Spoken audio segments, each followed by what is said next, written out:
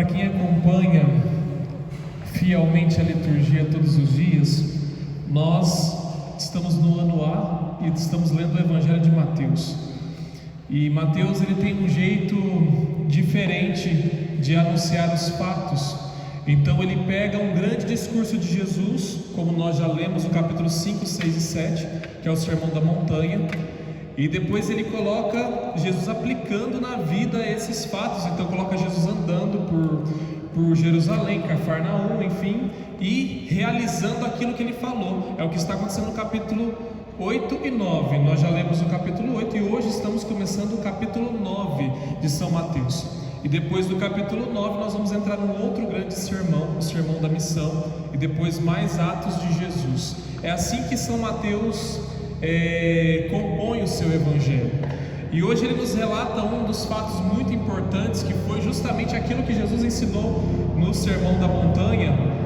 E além de tudo é uma passagem muito bela, muito bonita, porque algumas pessoas, diz o Evangelho de Mateus, levam um paralítico numa maca para Jesus.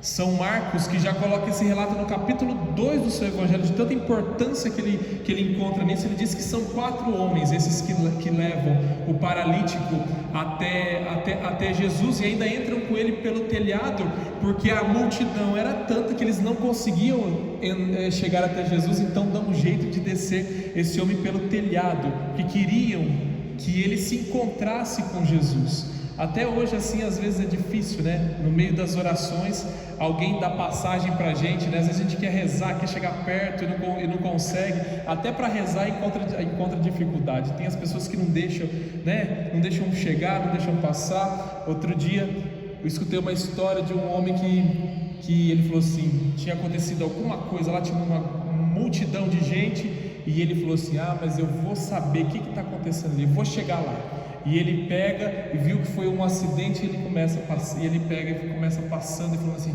dá licença, sou parente da vítima, preciso chegar lá, dá licença, sou parente da... E foi caminhando no meio do povo, dizendo que era parente. Quando chegou lá na frente, quem tinha sido atropelado era um jumento.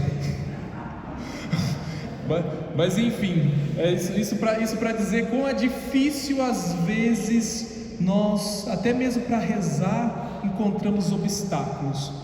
Mas esses homens não encontraram nenhum obstáculo. Aliás, encontraram, mas fizeram desses obstáculos a graça de Deus.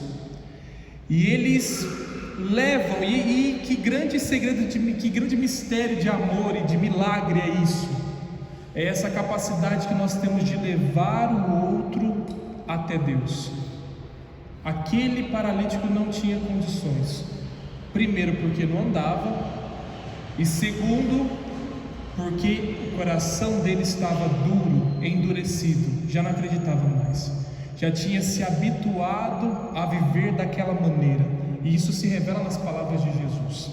Agora, a palavra de Jesus é tão importante porque levam aquele rapaz provavelmente para ele ser curado.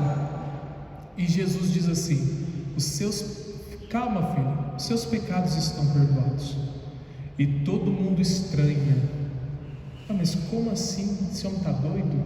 Primeiro que para a lei judaica só Deus poderia perdoar pecados. Nenhum homem pode perdoar outro homem, somente Deus.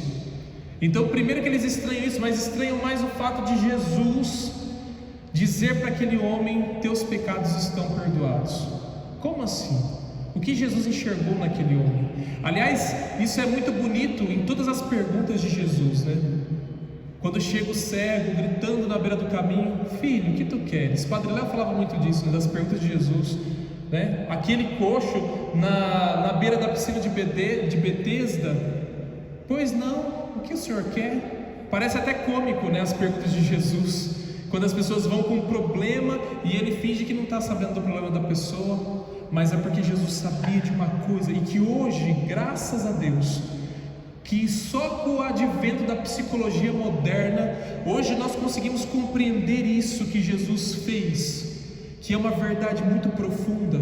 É o segredo da decisão interior, que toda doença externa só é curada de verdade quando as minhas doenças internas são curadas, quando o meu interior é curado. Não tem jeito. Essa é uma grande verdade. Às vezes a gente é chamado como padre em tantos lugares, e aí alguém diz assim: padre, o médico disse que ele não reage aos remédios, a pessoa não reage, parece que se entregou à morte, a gente não sabe o que está acontecendo. O médico mesmo disse que era para chamar alguém, porque a gente não sabe, a pessoa não reage.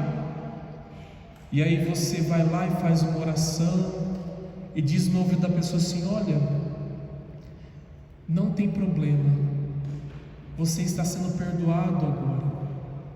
Tudo isso que aconteceu contigo, Deus olha por você, com palavras simples. E de repente a pessoa reage e volta à vida. Ou de repente morre em paz, tranquila, porque estava esperando aquilo acontecer.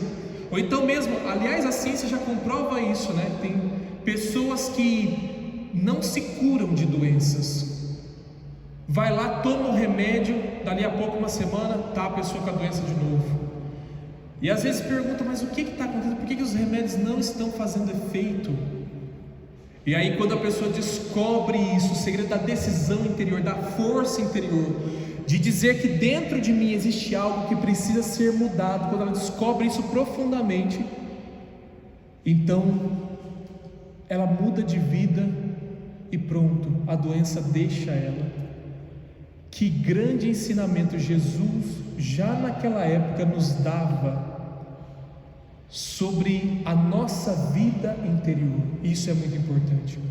E por que eu estou falando da nossa vida interior? Porque a nossa vida interior, nós não temos vida porque nós respiramos, nós temos vida porque nós amamos, porque algo dentro de nós é muito maior do que nossa respiração, do que o nosso corpo, é muito maior, e isso precisa ser valorizado, isso precisa ser olhado.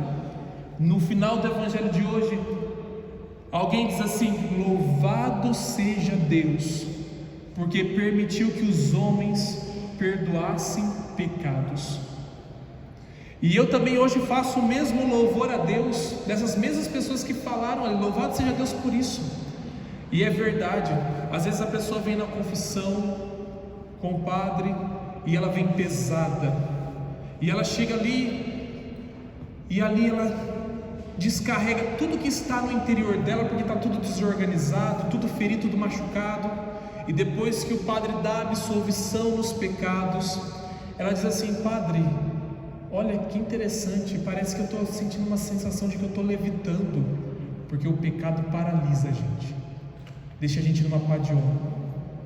E depois, quando nós nos libertamos disso, isso sai da nossa alma, isso não nos pesa mais. Por isso essa sensação de alívio.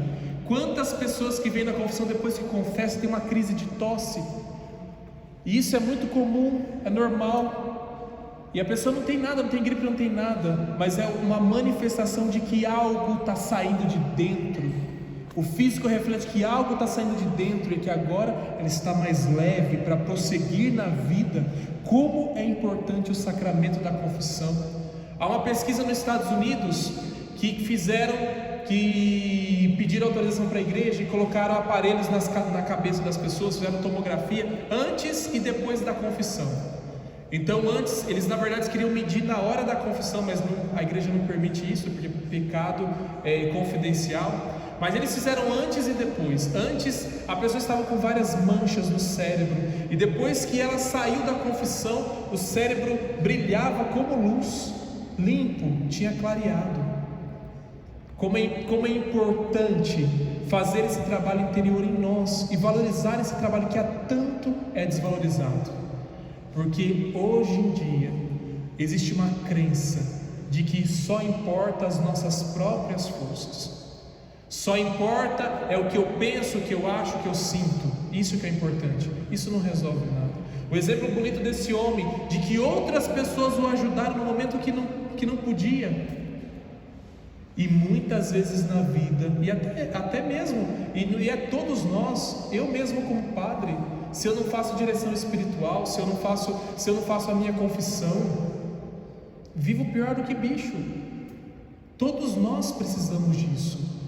Precisamos reconhecer que o nosso interior precisa ser cuidado, porque o nosso interior vai refletir o nosso exterior.